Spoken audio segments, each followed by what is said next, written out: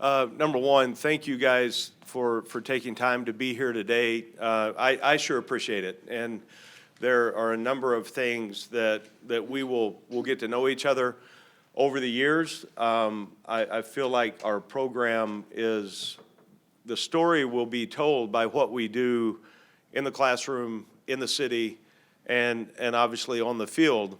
I want you guys to know that I appreciate the work that you do. I'm thankful for the ability to have conversation. I'm thankful for you guys to be able to tell our story, because there's a number of times that we see and the public sees the 3.5 hours on a Saturday on the wins and the losses, and that becomes the story. There's so much more to it than that. When you've got 105 student athletes, you've got another group of 50 or so staff members. There's a lot of times that you guys tell the story, and I'm thankful for that. And thank you for writing the story on our program. Thank you for the things that you do that will help our student athletes. You have the ability to tell the story. Everybody has got a different background. Everybody's got stories on how they ended up here.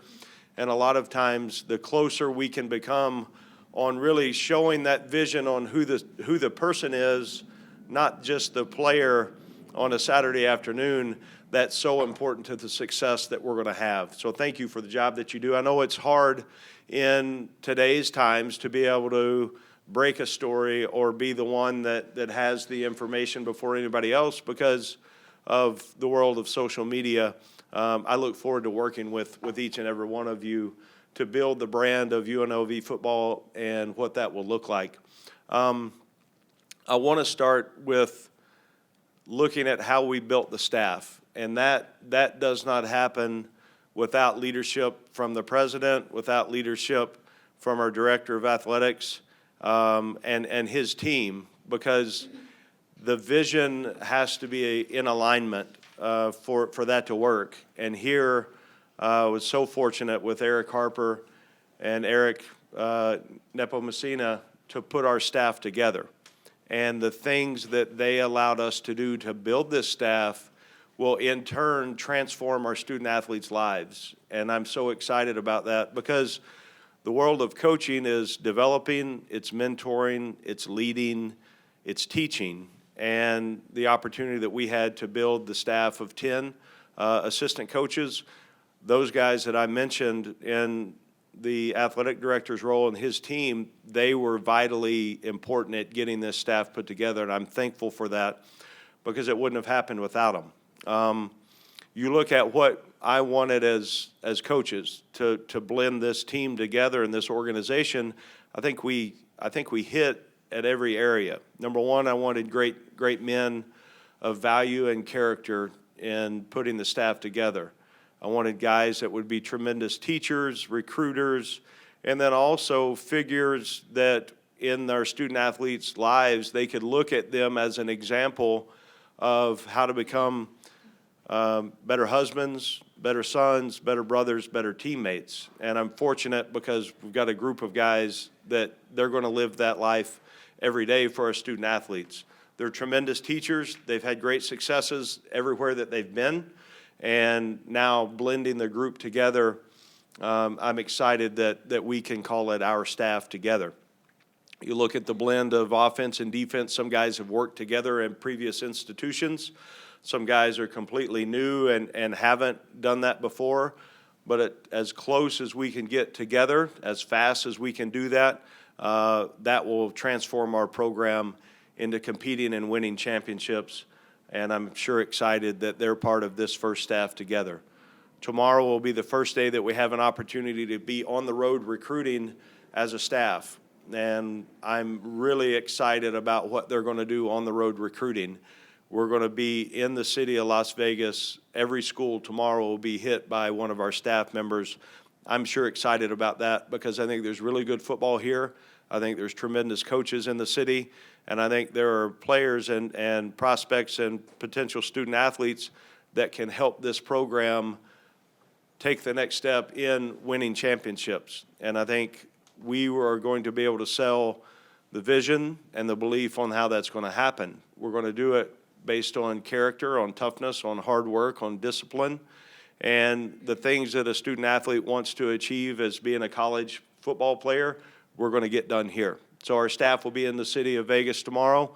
We'll have an official visit weekend this weekend, and then we'll be so excited to meet our current team Monday night with a team meeting. We start classes on Tuesday morning, and our off-season conditioning program will start as well Tuesday morning. So we're transitioning into phase one of what this team will be.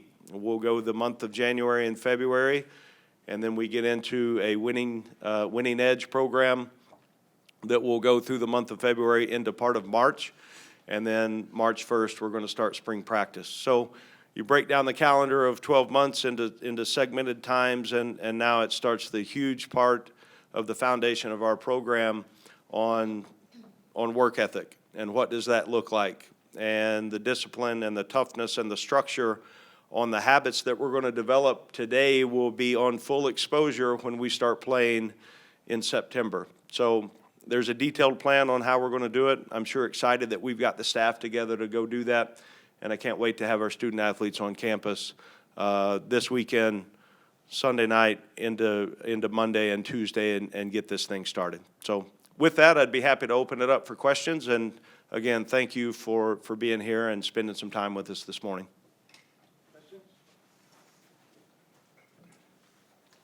Coach, how do you feel recruiting's gone so far?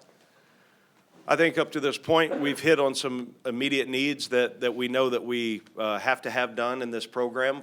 You know, the December signing date, I believe we announced seven guys at that point that will be joining our program. We'll sign a number more in February that will join the current team. We'll have a number of guys that join us mid-year, either transfer or high school early grads, that we're sure excited about it. And I think you look at the opportunity now for a full staff to be together and really hit on the needs that we think on how to build the foundation of this program, position specific, but also trying to find the best fit and guys that want to be at UNLV and understand the opportunity that's here for them. Recruiting will be something that we spend time on every single day because it's so important that, number one, we have a great first recruiting class to try to address needs that we think that we may have within the organization. And then the relationship piece of what recruiting looks like, the relationships, building it with high school coaches, the relationships with building it across the country. I'm sure excited about it. Coach, why was this position attractive to you, and what sales techniques did you use with your assistant coaches to get them to UNLV? I think a number of things was attractive to me. Number one, it started with the leadership of our director of athletics, and Eric Harper, because when he and I started in the conversation, I could already tell there was going to be alignment. I could tell that his vision on what this program needs to be and can be was exactly what I thought it could be and can be. I'm more excited now than I was a month ago or a month and a week ago when I got the job, because I've been able to see some of the things that I thought it could be. We're already moving in that direction. So I think it's built on opportunity. I think competing in the Mountain West Conference, the geographic location that we're in, the opportunity to sell Las Vegas, this facility, and what we have as a coaching staff, it's going to be an attractive place for a lot of student athletes across the country that want to be here. The same thing I can say for our coaching staff. I think you look at the opportunity that they feel like is here, the things, if we will do it the right way and get started foundationally, we're going to have the opportunity to grow this into a program that we feel like can win championships. Coach, what are some of the characteristics that you look for when filling out your coaching staff? Yeah, as I mentioned, before talking about some of them as a whole, I wanted great men. I wanted guys with character and values that would be leaders, and also tremendous teachers for our student athletes. Great mentors, role models, and then the expertise area in whether you're the quarterback's coach, an offensive coordinator, or the defensive line coach. They needed to bring value in recruiting and also the ability to schematically give us an advantage, and I think we've hit in every area for that with our assistant coaches. When Coach Petrino left, sort of an unusual situation, what was the timeline and how did that sort of develop from him leaving to hiring Brennan? Yeah, I've got a lot of respect for Bobby. I hate that he was here for such a short time. I thought honestly that we would probably have that conversation a year from now because I think we're going to have success. I think we will be good on offense, and I think that would have created opportunities for him. But it happens. I don't like it, but it was the hand that I was dealt. It happened really sudden. It was 5 o'clock, whatever morning that was, that it ended up, getting the news release that he told me that he had been contacted the night before. We talked through that, and he made the decision that he wanted to go ahead and take the job. And then immediately from that point, I got in touch with our current team to let them know, and then went full steam ahead on trying to find the right fit for us moving forward. In a situation like that, I'm sure he recommended a bunch of recruits. He had a list. What do you do with the guys that he wanted or maybe Yeah, you it's just got verbals from? Yeah, it's just the communication piece. And, fortunately, he wasn't here long enough to really develop deep relationships with those guys. So you take that over, you get in touch with them immediately. And I think anytime in life, if there's a void of communication, negativity sets in. I mean, that's human nature. So for us and me, it's just immediately get in contact with them, let them know, don't run from what the truth is. Just tell them what it is, what happened. And knowing that we're going to get the best coach in here for them, and we absolutely did in getting Coach Marion hired. What did the process of finding and selecting Coach Marion look like for you? Yeah, I've known Brennan now, just over the last couple of years, and just because of his respect nationally on what he's done offensively, what he's done recruiting, and the type of man that he is. We've had conversation before I called him after that day at previous jobs that I've been in. So I felt like I knew who he was as a person. Obviously, I knew what he was schematically and how he's been able to lead offenses. And then I've recruited against him, and I know how that's gone. So I feel like I had a really good feel for who he was as a man, as a coach, and as a recruiter. And all three of those areas hit for me, and was anxious to try to get him hired.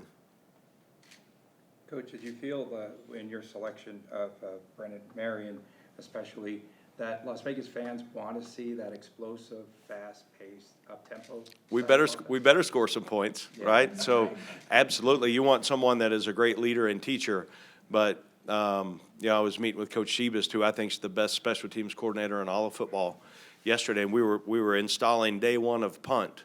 And he said, punt protection and punt team. So I went in the offensive staff, and I think it's a terrific plan on the punt team.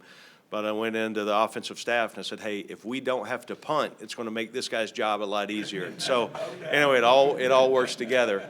So absolutely, I mean, you got in the game of college football today, you better be able to score points. You've got to, on the other side, you've got to eliminate explosive plays. Okay, you've got to hold the scoring offenses down. You've got to be able to tackle in space. Those are all things with Coach Shear that he's done now for years and understands that. Coach Shebist on special teams, and then Coach Marion, we've talked about, we've got to score points. He understands that. We also know that we've got to play complementary football, and a lot of people lose sight of that. We're not chasing stats and points. We're chasing wins. And how does that look together? That's all three of these guys with their staffs building what it looks like for UNLV football to have success. If we win 2-0, we'll take it every time. If we win 48-45, we'll take those as well. It's about playing winning football and doing it together. With local high school football recruiting, how do you overcome the obstacles with coaches, families, players, and when they look at UNLV, it just hasn't won consistently, so what do you go in and what do you sell? Yeah, I think we sell the relationship component of who we are as people. I think we sell the opportunity on them achieving success when they get here. You've got to do it on faith, on vision, on hope, and belief. But if you continue to do those things, sell those things, and then they get on campus and can see it, they can feel it when they step on campus, and they can see it through their own eyes, now we're starting to make progress. And then at some point, those results have to follow what you're talking about, and I feel very strong with great conviction that that's going to happen. So we understand what we're talking about, what we're recruiting to, but also understand that we're not going to back down from anybody. We're going to step in and go recruit, and we're going to get kids that want to be here. We're going to get kids that have an opportunity and see the vision on the way that we see what this place can become. Obviously, Coach Marion had when he was the OC at Howard, as we saw here, he had a distinctive offense, that go-go offense. Is that going to be fully implemented at UNLV? Is this going to be a go-go team? Yeah, I think, you'll be able to talk to him a little more specifically about that, but I think you've always, as a coach, you adjust to your personnel. You've got to be a great teacher, right? And what does our personnel look like right now? Okay, so you fit the skill set to the group that you've got. You recruit to trying to build what it's going to become. But, I think defensively, and Coach Shearer's been now with me a number of years. Every year we've looked a little bit different on schematically what that looks like. And I think most of that fits to the skill set of the team that you have. It'll be the same thing on offense and on kicking. We've got a philosophy that we'll never stray from on what we want to be on offense, defense, and kicking. But if it doesn't fit to the skills that you've got on your roster, it would be foolish to sit there and say, well, we're going to run this on defense. Well, what if you don't have the people to go do that? So we've got to get a really good feel for what the skill set is right now, teach and coach on the ways that we want to become, and then build what's best for this team in 2023. Speaking on Coach Shearer, you've kind of seen him all the way from back when he was playing for you at Mizzou. Why was he someone that you wanted to bring to UNLV? Yeah, I saw him long before that. He was not a very good player in high school, okay? But anyway, he grew into it. But when he was at Missouri, he overcame his coaching, and I was his direct coach and became a great player. And had he not gotten hurt, I believe this, he wouldn't be here today. He'd still be playing in the NFL. That doesn't make you a great coach. He always has had the ability to communicate.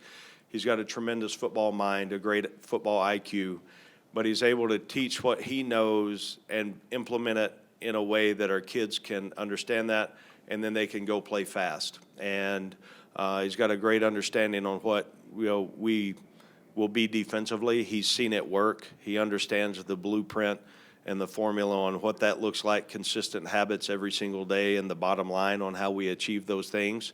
And he will do a terrific job working with the defensive staff on putting together a group that is very well coached, and they play extremely hard. What's the defensive play calling situation going to look like? Who's going to be calling plays on defense? On sacks, turnovers, touchdowns by the defense, I called them. All the other stuff, it's Coach Shearer.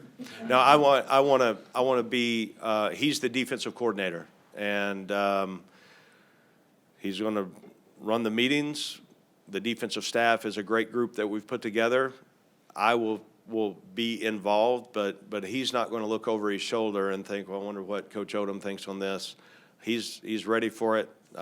He will do a heck of a job calling our defense and putting together the game plan on what that needs to look like. Likewise, do you turn the keys of the offense over to Coach Marion? Absolutely, yeah. I mean, all three of the guys, they're going to I'll be involved in every call and every game plan, but I believe if you hire really good people and you have trust in them, trust is a really strong word, right? It's hard to earn and very easy to lose. But I've got trust in our staff, and if not, they wouldn't be here. And so I feel really, really strongly about the guys that we have in coordinator and leadership roles, and they're going to do a great job on leading our football team. You got two holdovers from the last staff in Nate Longshore and Damon Magazu. Just what kind of appeal to keeping them around? Well, I had a chance to meet with all the coaches that were here previously and met with them individually, and a number of things with Mags and Nate that stood out to me. They've been great since we've started working together. I really appreciate their insight on things, and also watching them connect with our student athletes. I'm really glad that they're part of our team. Anything else? All right, thank you, everybody. Thanks so much. Great to see you guys. Look forward to seeing you again in the future. Thanks.